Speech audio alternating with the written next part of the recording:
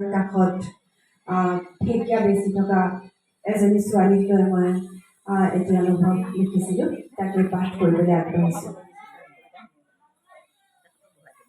কবিতাৰ শিৰোনাম ঢেকীয়া বেচা ছোৱালীজনী। ক্ৰমশ বাঢ়ি গৈছে তাইৰ সপোন। মূৰত ঢেকীয়াৰ মোনাটোলৈ তাই আগবাঢ়ে বাটৰ কাষৰ নিৰ্দিষ্ট ঠাইডোখৰলৈ, য'ত বৰগছজোপাই নিতৌ মেলি দিয়ে ছাতি। এটকা, দুটকা, 10 টকা, 20 টকাকৈ কঁকালৰ খোচনিত বাঢ়ে। এমুঠি দুমুঠিকৈ ঢেকীয়াবোৰ কমে।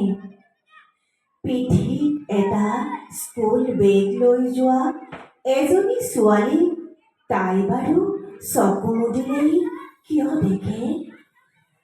বাঁহৰ খুঁটাৰ চুঙাত সপোন এটা গোপন এসাঁচে।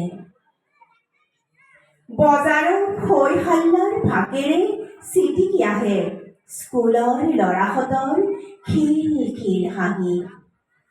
আহ, কি যন্ত্ৰণা!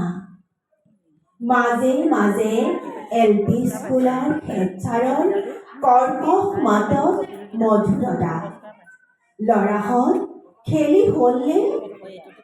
বুকুত গুজি থোৱা দুখটো উজাই আহে। কোনেও নেদেখে, কোনেও নুবুজে, কেৱল বজাৰত বন ফৰিঙৰ দৰে উৰিব খোজে তাই।